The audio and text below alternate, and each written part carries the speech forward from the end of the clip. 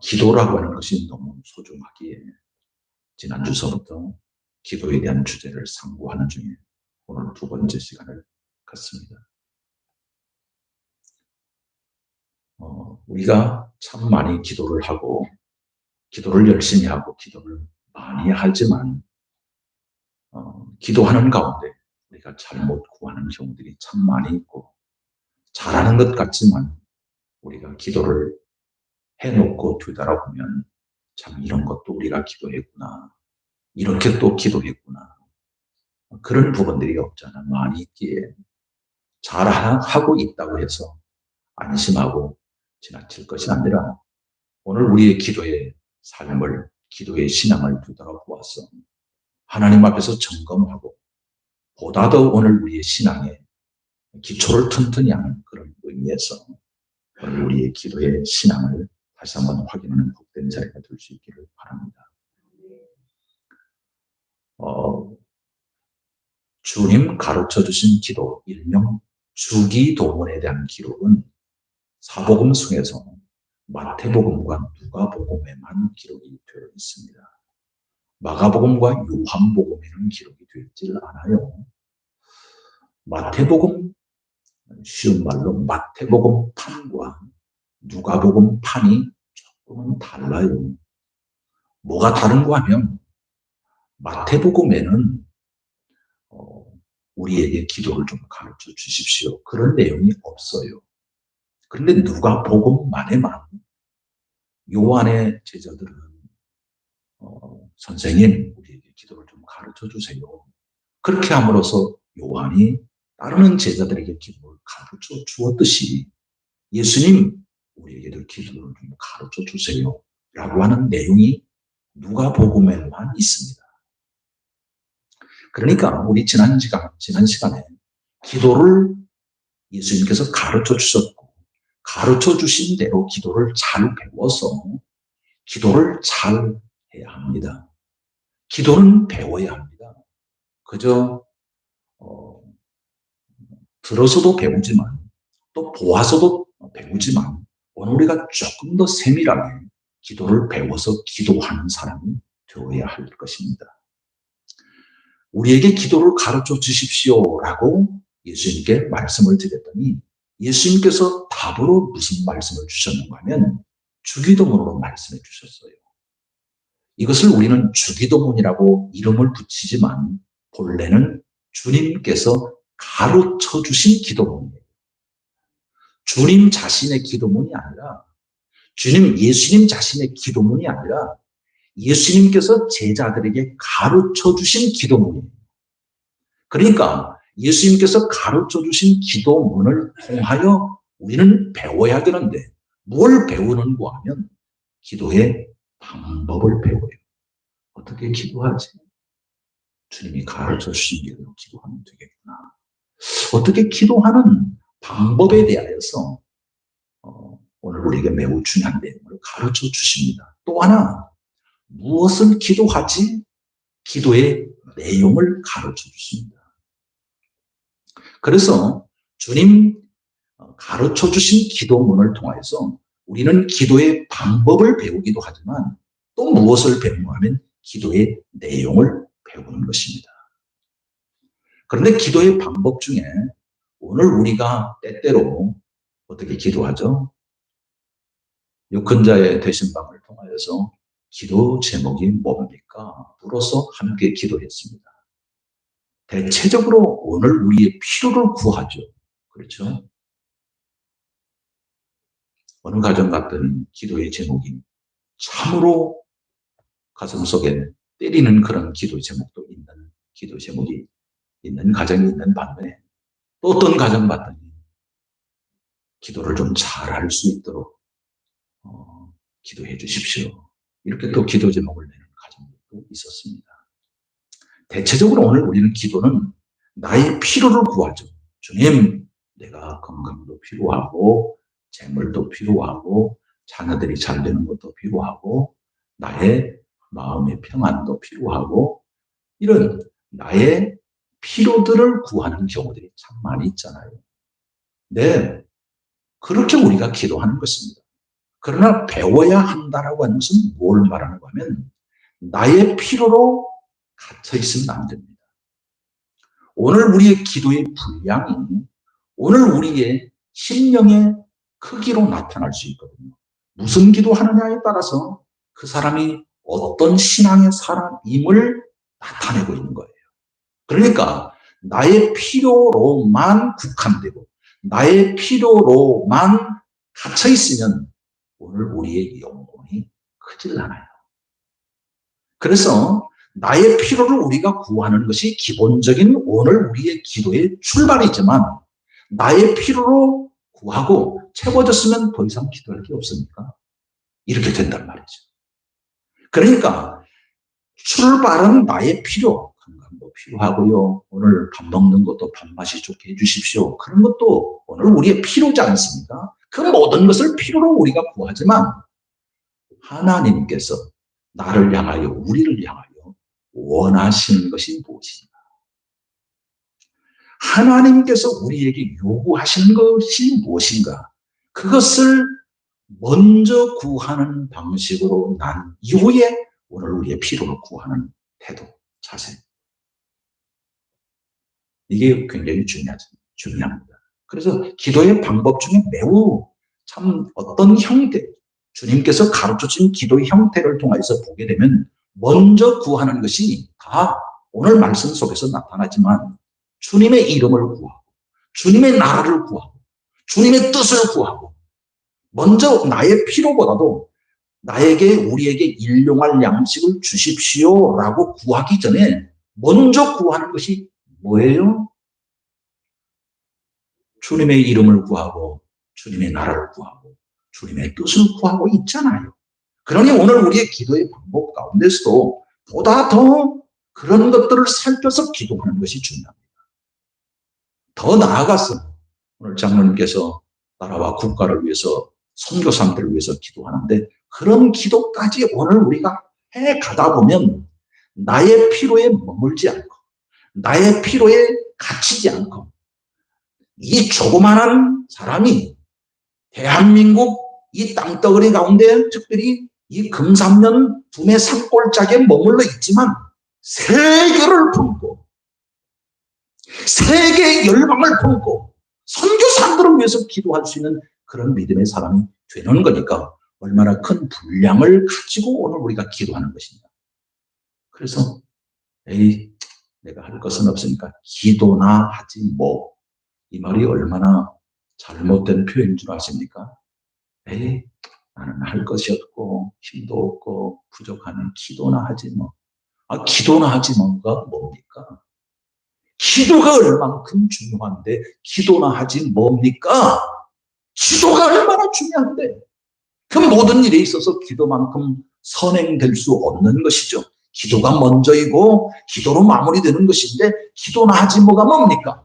그러니 기도가 얼마나 중요합니까? 비록 이 두메 산골이 있을지라도 대한민국을 위하여서 기도하고 북한 동포들을 위해서 기도하고 세계 열방을 나가서 나아가는 선교사들을 우리가 기도할 때 우리의 마음속에 그만큼 크기가 커지는 거예요. 커지는 거지 않습니까? 표로 오늘 우리의 심령 상태는 보잘것없는 것 같아 보여도 오늘 우리는 세계 열방을 품고 기도하는 사람이 되어 가니까 오늘 우리 기도는 비록 골방에 머물지라도 골방 안에 갇혀있는 상태가 아닙니다. 주님과의 그 교통 속에서 얼마나 많은 세계를 품고 우리가 기도하는 것인가. 그런 의미에서 기도는 대단히 중요한 것입니다. 이렇듯이 우리가 우리가 어떻게 기도할 것인가에 대한 내용이 먼저 주님이 요구하시고 먼저 주님이 합당히 여기시는 것을 우리가 찾아서 구하고 난 이후에 나의 필요를 구한다면 주님이 야, 이 기도의 사람은 참 하나님 합당하게 내가 모든 것을 주어도 능히 감당할 수 있겠구나. 그러니 주시는 거 아니겠습니까? 그러니 오늘 우리가 어떻게 구해야 하는 것 또한 우리가 세심하게 이 주님 가르쳐준 기도를 통해서 배울 수 있어야 하는 것입니다. 한 걸음 더 나아가서 오늘 주님께서 가르쳐준 이 기도문은 우리가 무엇을 기도할 것인가에 대한 매우 중요한 내용입니다. 우리가 무엇을 구해야지? 기도 제목을 물어보면 대체적으로 건강이 제일이지. 그래서 건강을 위한 기도 제목 외에는 없어요. 이렇게 말씀하십니다. 정말 없습니까? 물으면 그거면 다 됐죠. 네, 이렇게 말씀하세요. 그래서 오늘 우리의 이런 배움이 필요하다고 생각합니다. 자, 건강하면 됐습니까? 자, 건강하면 주님, 저에게도 일할 수 있는 섬김의 손과 발이 되게 주시옵소서. 건강 그 자체가 목적이 아니라 건강하면 주님을 위해서 내가 쓰여지는 사람이 되기를 원합니다. 건강하면 이렇게 돌아올 수 있는 사람이 되기를 원합니다. 하다못해 제가 교회 가서 못한다 할지라도 가정 안에서라도 믿음의 사람답게 우리 가정 안에 아름다운 섬김의 사람으로 내가 쓰여지기를 원합니다. 건강 그 자체가 목적이 아니라 건강해서 어쩌게 해요? 돈을 주어서 어쩌게 해요? 돈 많이 쌓는 것이 목적입니까? 내가 어떻게 쓰기를 원합니다. 오늘 우리가 수입이 목적이지 않지 않습니까? 지출도 매우 중요한 목적이지 않습니까? 지출이 선한 내가 이런 일에 쓰고자 주십시오. 그러면 알맞는 용도가 있습니다. 주겠다. 이런데 그냥 주십시오. 그러면 되겠습니까? 아니잖아요. 그러니 오늘 우리의 모든 소원 가운데 무엇을 기도할 것인가에 대한 내용을 아주 자세하게 주님 가르쳐 주신 기도를 통해서 우리에게 가르쳐 주십니다.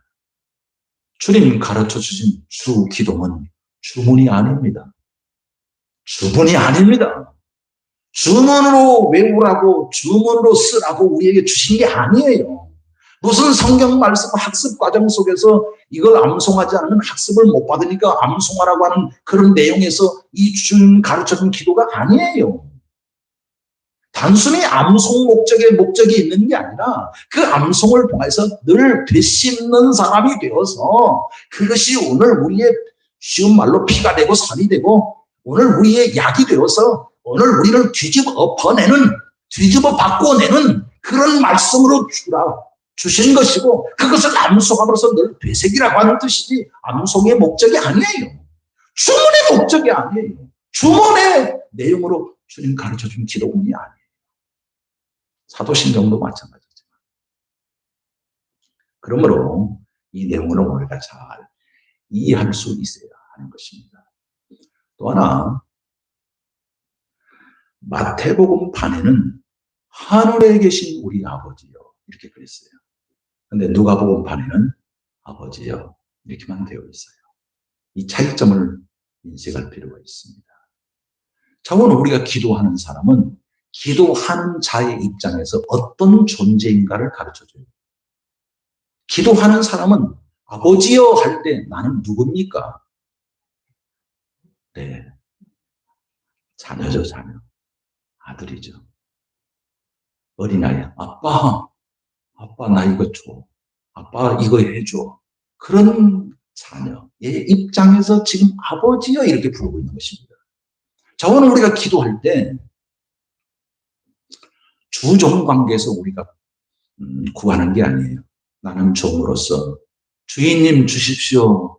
주인님 주시옵나이다. 그런 관계에서 우리가 구하는 게 아니고 군신 관계도 아니에요.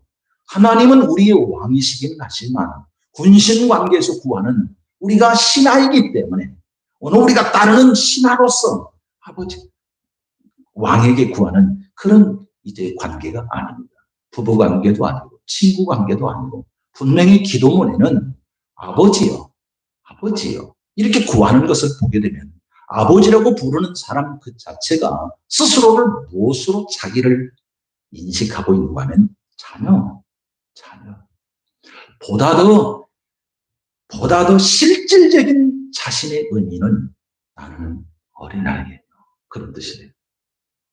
어린아이의 입장에서는 아버지가 제일이지 않습니까? 아버지만 있으면 만사 오케이. 그렇잖아요. 어디를 가는데 자신의 주머니에 돈이 있어야 합니까? 아니요. 아버지만 함께 가면 돼요. 네. 어떤 문제가 있습니까? 제가 무슨 실력을 갖춰야 어린아이가 그 문제를 해결합니다. 아버지만 함께 가면 돼요. 아버지만 있으면 돼요. 그것이 누구냐면 어린아이예요. 그러니까 오늘 우리가 구하는 자에, 기도하는 자에 벌써 부름에서부터 아버지예요. 오늘 우리가 기도하는 나는 어린아이고 기도를 들으시는 분은 아버지예요. 아버지. 근데 아버지인데 오늘 누가복음판에는 아버지요 라고 했는데 마태복음판에는 어떻게 기록이 되어 있는가 하면 하늘에 계신 우리 아버지. 땅에 있는 아버지가 아니고 땅에 속한 아버지가 아니고 하늘에 있는 우리 아버지. 하늘에 계신 우리 아버지. 하늘에는 어디 계시죠? 네. 어디 계신다고요? 네. 하나님은 하늘에 계십니다. 그리고 하나님은 나와 함께하고 계십니다. 하나님은 어디 계시죠? 하나님은 어디 계세요? 하늘에 계시며 나와 함께하고 계시죠. 그것을 우리는 신학적으로 초월과 내재라고 합니다. 조금 어려운 표현이긴 하지만 하늘에 계십니다. 하늘에 계셔서 초월에 계시기 때문에 갇혀있는 이 땅 안에, 세상 안에 갇혀있는 우리를 향하여서 초월적인 능력으로 이루어 주십니다. 하늘에 계신 우리 아버지. 하늘에 계신 우리 아버지. 그래서 마태복음판에는 그게 충분하게 살아있지는 않지만 누가복음에 기록된 이 주님 가르쳐주는 기도문을 통하여서는 그게 참 많이 살아있어요. 아버지라고 하는 그런 말입니다. 오늘 누가복음 11장 11절 이하 13절을 보게 되면 이런 표현이 나오지 않습니까? 보실래요? 펴져 있으니까요. 너희 중에 아버지 된 자로서 누가 아들이 생선을 달라 하는데 생선 대신에 뱀을 주며 알을 달라 하는데 전갈을 주겠느냐? 너희가 악할지라도 좋은 것을 자식에게 줄 줄 알거든. 하물며 너희 하늘 아버지께서 구하는 자에게 성령을 주시지 않겠느냐 하시니라. 네. 누가복음 반에는 하늘에 계신 우리 아버지라고 표현하지 않았지만 그에 대한 설명으로 인하여 오늘 여기 기도의 내용을 추가시키는 내용 가운데 보게 되면 아버지에게 아버지 생선 주세요. 그런데 전갈을 줄 아버지가 누가 있느냐? 알을 주세요. 그런데 뭘 줘요? 제가 반대로 말했네요. 다 벌써 들으신 분들은 벌써 다 벌써 네, 속으로 목사님 아닌데요. 왜 달리 말했습니까? 네, 그런 표정이었습니다. 네, 생선을 달라는데 뱀을 주며 알을 달라는데 전갈을 줄 아버지가 누가 있느냐? 하물며 이 땅에 속한 아버지도 아들에게 좋은 것을 줄 알거든. 하늘에 계신, 여기서 하늘에 계신, 초월에 계셔서 역사하시고 계신, 그래서 모든 것에 필요를 공급하신 아버지께서 성령을 주시지 않겠느냐. 누가복음판에는 성령이라고 했어요. 근데 마태복음판에는 좋은 것이라고 했어요. 좋은 것은 성령이에요. 성령을 주시지 않겠느냐. 이렇게 말씀하고 있는 것입니다. 그러니 오늘 우리가 하나님 앞에 기도할 때 이 모든 것, 기도의 방법도 어떻게 좀 우리가 잘 기도할 수 있을 것인가에 대한 기도의 방법, 기도의 기술, 기도의 태도, 기도의 그 모든 이제 기술에 대하여서 주님 가르쳐준 기도문을 통해서 배울 수 있고 또 기도의 내용도 무엇을 기도의 제목으로 삼을 것인가에 대한 내용도 주님 가르쳐준 기도문을 통해서 우리가 배우는 것입니다. 이제 한 걸음 더 들어가겠습니다. 첫 번째 기도 제목은 이름이 거룩히 여김을 받으시오며 그랬습니다. 이름이 거룩히 여김을 받으시오며. 오늘 우리 각 사람은 다 이름이 있습니다. 이름이 있어서 이름을 불러주면 참 좋아하죠.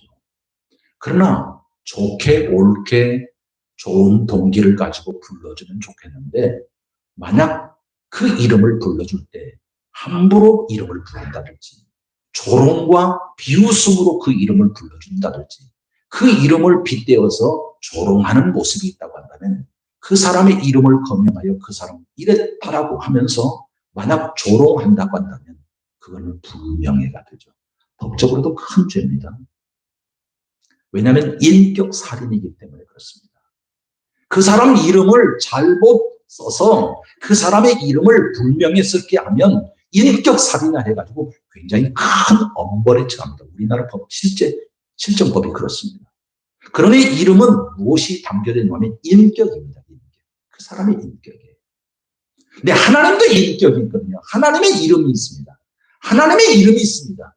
우리가 잘 아시는 바와 같이 아버지 하나님, 예수 그리스도 하나님, 성령 하나님, 삼위일체 하나님의 이름이 있잖아요. 오늘 우리가 알고 있다시피.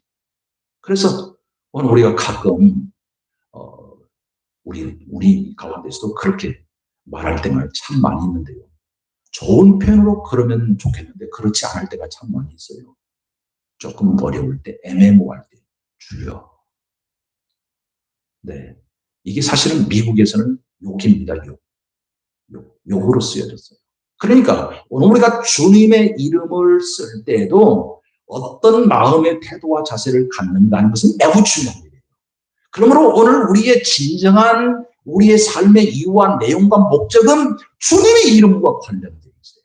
왜 주님의 이름과 관련되어 있어요? 오늘 우리를 샀기 때문에.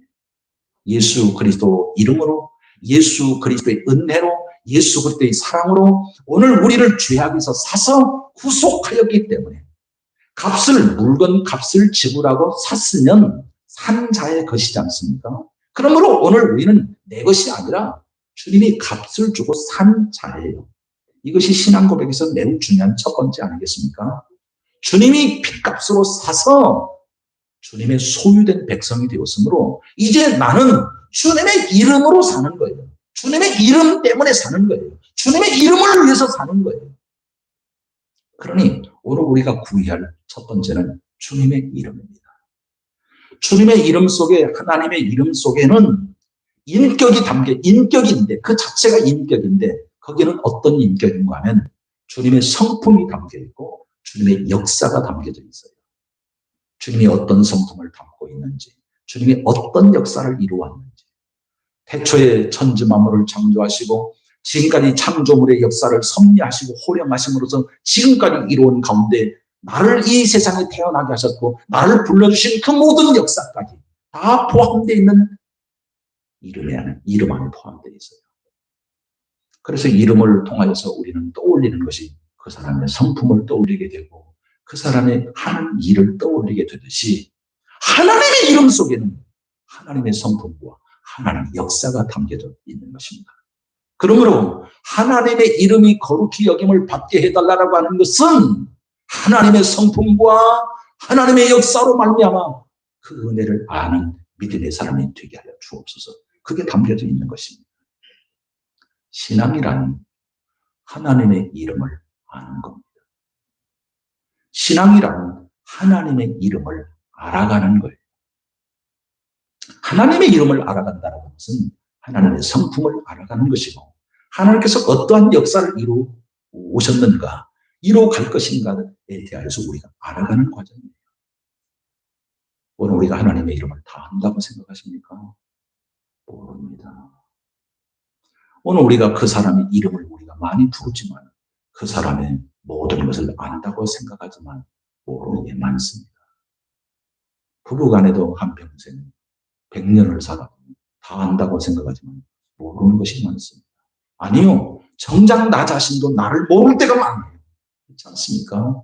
오늘 우리의 의식 속에 또 혹은 무의식 속에 내재되어 있고 잠재되어 있는 나도 나인 줄 몰랐던 그런 부분들이 참 많이 있듯이 나도 나를 모르는데 어떻게 다른 사람이 압니까? 그렇지 않습니까? 그것이 오늘 우리의 삶의 관계인데 오늘 우리가 하나님을 어떻게 우리가 다 압니까? 하나님을 안다라고 하는 것은 하나님의 이름을 안다는 것이요. 하나님의 이름을 안다라고 하는 것은 하나님의 성품을 안다라고 하는 것인데 하나님의 역사를 안다라고 하는 것인데 오늘은 다 알지 못하는 한계에 갇혀 있을 때가 참 많이 있는데 주여 하나님의 이름을 온전히 알아갈 수 있게 하여 주옵소서. 이렇게 신앙이란 하나님의 이름을 알아가는 과정이고, 그런 일련의 과정 속에서 오늘 우리의 모든 삶은 하나님의 이름과 직결되어 있습니다. 직결되어 있습니다. 우리 가정에서도 사랑하는 자녀가 학교에서 문제가 되면 내일 부모님 모시고 와. 사회에서는 네 아버지 이름이 뭐야? 네. 부모의 행실은 그 아버지 이름과 관련되어 있어요. 아버지 이름과 관련되어 있어요. 그러듯이 오늘 우리의 신앙이라고 하는 이 삶은 우리의 생각이나 우리의 마음이나 우리의 마음씀이나 우리의 말과 행동이 무엇과 관련되냐면 하나님의 이름과 관련되어 있어요. 왜냐하면 하나님께서 오늘 우리를 구속하였기 때문에 오늘 우리의 모든 것은 다 하나님의 이름과 관련되어 있어요. 우리가 잘하면 하나님 영광 받으시고 우리가 잘못하면 하나님 욕되게 하는 일입니다. 하나님을 모욕하는 것이 되는 것입니다. 그래서 오늘 우리가 10계명 속에 제3계명도 하나님의 이름을 망령되이 일컫지 말라 그랬습니다. 그런 뜻에서 사도 10계명과 이 주님 가르쳐준 기도는 매우 맥을 가지고 있죠. 오늘 우리는 하나님의 이름과 관련되어 있습니다. 나의 말과 나의 생각과 나의 마음과 나의 태도가 혹여 하나님의 이름을 욕되게 하는 일이 있다고 한다면 주님은 얼마나 두렵습니까? 주여, 나의 모든 생각이나 마음이나 행동이 하나님의 이름과 관련되어 있으므로 오늘도 조심하여 살게 하시고 주님의 거룩한 뜻을 쫓아서 살아갈 수 있도록 그리하여 온전히 하나님의 이름을 나타내는 믿음의 사람이 되게 하여 주옵소서. 오늘 우리가 때때로 유명인이 어떤 자리에 서서 당신 어떻게 그렇게 되었습니까? 이 모든 영광을 하나님께 돌려드립니다. 뭐 그런 표현을 할 때 저분이 하나님의 이름을 영화롭게 하는구나. 오늘 우리의 모든 행사가 하나님의 이름과 관련되어 있기 때문에 그렇습니다. 그러므로 오늘 우리가 하나님의 말씀과 기도로 거룩하여진다라고 하는 것은 우리의 생각조차도 우리의 마음 씀씀이조차도 하나님의 이름과 관련되어 있다라고 하는 생각 속에서 이것은 내가 그동안에 살아왔던 방식으로 살면 안 되겠구나. 내 개인적인 감정과 기분 내세워는 안 되겠구나. 라고 하는 것으로 고쳐먹는 겁니다. 고쳐먹는 거. 바꿔내는 겁니다. 그러므로 오늘 우리는 끊임없이 하나님의 이름을 떠올리면서 하나님의 이름 앞에 믿음으로 살기를 즐거워하는 거룩한 백성들이 되어야 될 줄 믿습니다. 두 번째 기도의 내용은 나라가 임하옵시며 그랬습니다. 아주 짤막한 내용이지만 성경 전체가 다 들어있어요. 나라, 어떤 나라일까요? 네, 금방 답이 나왔어요. 미국이 아니고 스위스가 아니고 일본이 아니고 중국이 아니고 전쟁하고 있는 러시아나 우크라이나가 아니고 그 나라는 하늘나라, 하나님의 나라, 하나님이 통치하시는 나라입니다. 그 나라가 임하게 하여 주옵소서. 그 나라가 나에게 지금 이 순간 임하게 하여 주옵소서. 죽어서 들어가는 하나님의 나라를 말하고 있는 게 아니라 지금 이 순간, 지금 살고 있는 이 현세 자리에서 하나님의 나라가 임하게 하여 주옵소서. 그 기도인 것입니다. 얼마나 지금 큰 기도의 내용인지를 우리는 짧은 한 문장, 하나님의 나라도 아니고 그냥 나라가 임하옵시며 이랬으니까 아주 가볍게 생각하는데 결코 가볍지 않습니다. 내용은 어마어마한 내용이죠. 이 세상 나라는 인류 역사 속에서 얼마나 많은 반역과 또 무력으로의 전복과 그래서 그런 피비린내 나는 이제 나라가 세워지는 과정 속에서 역사가 오늘 우리 인류 역사 아니겠습니까? 그런데 예수님께서 이루시는 나라는 우리 예수님께서 예루살렘에 입성하실 때 나귀 새끼를 타고 예루살렘에 입성하실 때 호산나 호산나 종려나무 가지를 꺾으며 흔들면서 자신의 옷을 길바닥에 깔아 예수님을 환영하는 그 무리들을 한번 생각을 해보십시오. 왕이시여 왕이시여 우리를 구원하여 주옵소서. 그런 것이 호산나 호산나 노래 아니겠습니까? 자, 예수님께서는 백마를 타고 예루살렘에 입성하신 것이 아니라 나귀 새끼를 타고 입성하시거든요. 나귀 새끼를 타고 입성하시는 예수님은 예루살렘에 들어가셔서 뭘 하셨는가 하면 궁극적으로는 십자가에 못 박혀 죽으셨습니다. 그리고 부활하셨습니다. 예수님의 십자가에 못 박혀 죽으심으로 부활하심으로 구원의 백성, 죄악 가운데 있는 백성들의 모든 죄짐을 다 담당하시고 부활하심으로 승리하셔서 예수 그리스도의 죽으심과 부활을 믿는 자들을 하나님의 나라의 백성 삼으셨어요. 하나님의 나라의 백성 삼으신 것은 자신의 몸값으로 삼으셨어요. 어떤 이 세상의 인류 역사의 왕이 자신의 몸을 지불하셔서 백성을 삼은 왕이 있던가요? 없습니다.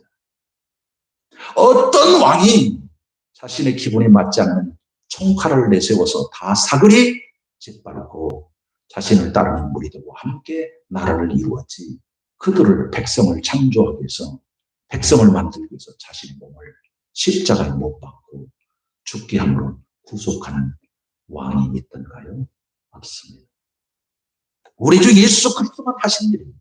우리 주 예수 그리스도께서 그렇게 십자가에 못 박혀 죽으심으로 부활하심으로 인하여 하나님의 거룩한 백성들을 죄악에서 구원하는 길을 열어주셨고 믿는 자들을 백성 삼으셨어요.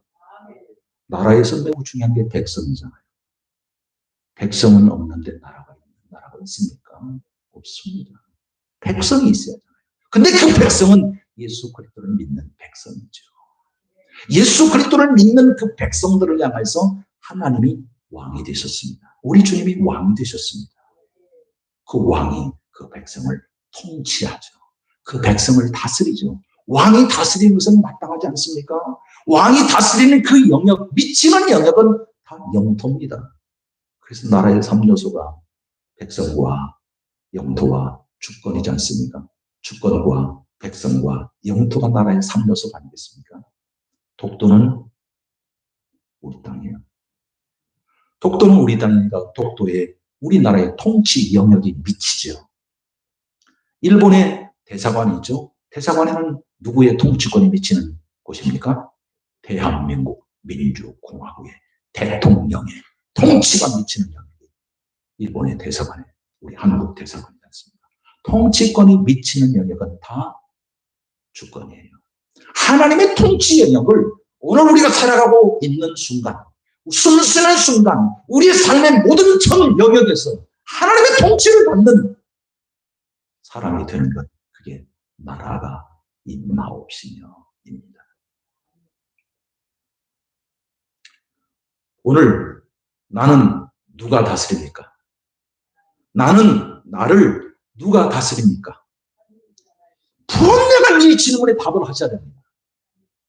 나는 나를 누가 다스리는가? 나는 나를 내가 다스리지 뭐. 아주 예수를 모르는 사람입니다. 나는 나를 누가 다스리는가? 매 순간, 숨쉬는 순간마다 나의 삶을, 나의 인생을 누가 다스리는가? 납니까? 아니면 예수님입니까? 나의 왕 되신 예수 그리스도이십니까? 라는 문제가 오늘 이 두 번째 기도의 제목이에요. 나의 인생의 주인은 나, 나의 인생의 통치자는 내가 왕자에 앉아서 내가 쥐락펴락하고 나의 인생을 내 마음대로 핸들링하면서 내가 살아가지 뭐예요. 나의 인생의 주인은 나인데 누가 나의 인생의 왕이며 나의 인생을 호령하며 이끌어갑니까? 라고 오늘 우리가 말한다고 한다면 그는 아직 예수를 모르는 사람입니다. 오늘 우리는 우리 주 예수 그리스도의 피값으로 구속받아서 나의 왕 되신 예수 그리스도를 인정하고 하나님께서 나의 왕이심을 나는 인정하고 그 통치와 다스림을 받기에 기꺼이 우리는 무릎을 꿇는 사람들이에요. 그래서 주님의 통치와 다짐을 받는다라고 하는 것은 하나님의 나라를 이 현재의 삶 속에서 누리는 것입니다. 그 통치를 누리는 삶으로 살아가는 사람. 그래서 이런저런 일들 가운데 있을 때 하나님 나의 왕이시지 않습니까? 나를 다스려 주옵소서. 내 기분과 감정을 이해하여서 하나님을 향하여서 그릇되고 잘못된 모습으로 살아가기 쉬운 내 마음, 내 행동, 내 말인데 주님 나를 다스려 주시어서 주님의 통치와 다스림으로 인하여 하나님의 거룩한 뜻을 이루어 나가는 믿음의 사람이 되게 하여 주옵소서. 매 순간 매 사에 있어서 하나님의 통치권을 인정하고 하나님의 통치로 말미암아 살아가는 믿음의 사람이 될 것을 오늘 우리가 하나님 앞에서 기도로서 주님 앞에 무릎 꿇는 것이 얼마나 중요하겠는가 하는 것입니다. 그런데 여전히 나의 인생의 주인은 나요 라고 말한다면 오늘 우리가 기도를 그렇게 할 수는 없지 않습니까? 나의 인생의 주인은 나가 아니라 예수님입니다. 하나님입니다. 하나님이 나를 통치하시고 다스려 주시기에 내 기분, 내 감정이 앞설 수는 없다라고 하는 것이죠. 또한 예수님이 나의 인생의 주인이시고 나의 왕이십니다. 나를 다스려 주옵소서. 오늘 우리가 기도를 그렇게 하면서도 실질적으로는 여전히 내가 내 인생의 주인이 되어서 내 마음대로 쥐락펴락하면서 살아가고 있다고 한다면 그것 또한 합당치 않은 모습이죠. 우리가 주님 앞에서 그렇게 기도했으면 기도한 대로 주님의 통치와 다스림을 받고 우리가 수용할 수 있어야지. 여전히 말은 그렇게 하고 내 인생의 주인은 주님이라고 말하면서도 뒤에서 내 인생을 내가 이러고 저러고 한다고 한다면 수레를 정정하고 있습니까? 역대왕 가운데 어린 왕들을 앞에 세워서 뒤에서 어머니가 다스리는 그런 수렴 청정을 하고 있습니까? 그렇게 해서는 안 됩니다. 오늘 우리 진정한 왕은 우리 주님이십니다. 오직 주님만 영광을 받으시옵소서 라는 기도로 오늘 우리가 철저히 엎드린 것이 매우 중요할 것입니다. 오늘 누가복음 판에는 여기까지예요. 여기까지. 여기 보시면 2절 끝머리 보면 이름이 거룩히 여김을 받으시며 나라가 임하옵시며 이렇게 되어 있죠. 그 다음에는 마태복음 판에는 뜻이 하늘에서 이루어진 것 같이 땅에서도 이루어지이다 라고 하는 내용이 누가복음 판에는 없어요. 제가 오늘 전반부만 오늘 설교하려고 했는데요. 누가복음 판에는 뜻이 하늘에서 이룬 것 같이 땅에서도 이루어집니다 라고 하는 이 기도의 내용이 없어요. 그러나 왜 누가가 이것을 빠뜨렸을까가 아니고 누가는 어디에 이것을 포함시켰을까를 생각해 보는 거죠. 나라가 임하옵시며 여기에 다 포함시키고 있었던 것이 누가의 견해로 저는 보아집니다. 저의 해석은 그래요. 그래서 사실은 마태복음 판로 온전히 그 본문을 삼아서 설교하려고 했는데 지난주에 우리가 누가복음을 했기 때문에 또 마태복음을 갔다가 이렇게 가는 것이 좀 그리하면서 이렇게 하는 것입니다. 그러나 우리 마태복음도 다 우리가 참고할 수 있지 않겠습니까? 마태복음 판에는 빠져있는 뜻이 하늘에서 이루어진 것까지 그 내용은 빠져있지만 나라가 임하옵시며 그 내용 속에 다 포함되어 있습니다. 자, 오늘 우리가 세상을 살아가는 과정 가운데 하나님의 뜻입니까? 내 뜻입니까? 이 갈림길 속에 끊임없이 오늘 우리는 시속 게임을 하고 있다는 것입니다. 오늘 우리 궁극적인 삶의 내용과 우리의 삶의 방향은 하나님의 뜻이어야 하고 하나님의 뜻을 이루는 일에 오늘 우리가 전심전력해야 하고 하나님의 뜻이 나의 삶을 통해서 이루어지도록 하게 하는 것이 매우 중요한 것이죠. 그것은 하나님의 뜻을 나의 삶의 내용으로 삼을 때 하나님의 통치를 받는 것입니다. 하나님의 나라가 임하는 것입니다. 매우 중요한 일이 아닐 수 없는 것이죠. 살아가는 과정 가운데 우리는 하나님의 뜻이냐 내 뜻이냐 갈림길에 설 때도 있고 이것이 분명하게 구별될 때도 있고 그래서 내 뜻을 끝까지 관철시키려고 하는 그런 요구 앞에 시험될 때도 있고 그렇습니다. 그러나 오늘 우리는 궁극적으로 하나님의 뜻을 오늘 우리의 마음에 우리의 삶에 적용하면서 하나님의 뜻을 이루어드리는 도구로 쓰임받은 사람이 되어야 된다라고 하는 내용이 바로 주님 가르쳐준 기도 내용 속에 포함되어 있는 것입니다. 예수님께서 십자가를 목전에 두고 겟세마네 동산에서 이렇게 기도하십니다. 할 수만 있으면 이 잔을 지나가게 하옵소서.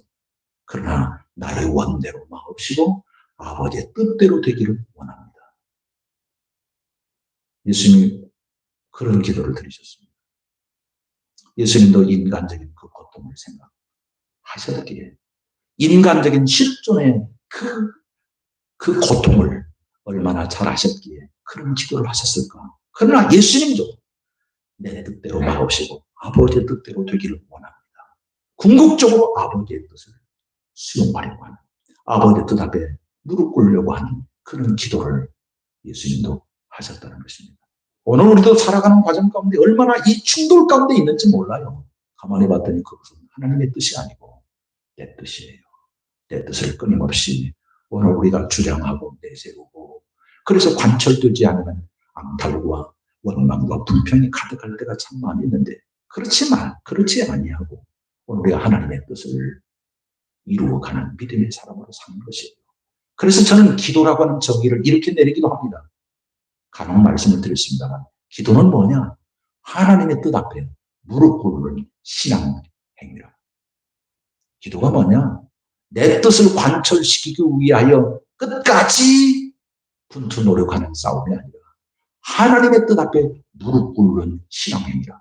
그래서 나의 소견도 있고 나의 견해도 있고 나의 뜻도 있지만 궁극적으로 하나님의 뜻으로 바꾸어내는 이 싸움이 기도고, 그래서 기도는 영적 싸움인 것입니다. 기도를 통해서 하나님의 뜻으로 무장하고, 그렇군요. 하나님은 이렇게 통치하시는 나라입니다. 하나님이 오늘 우리를 향해서 어느 만큼 인격적으로 우리를 다스리고 계시는 것을 우리는 아셔야만 합니다.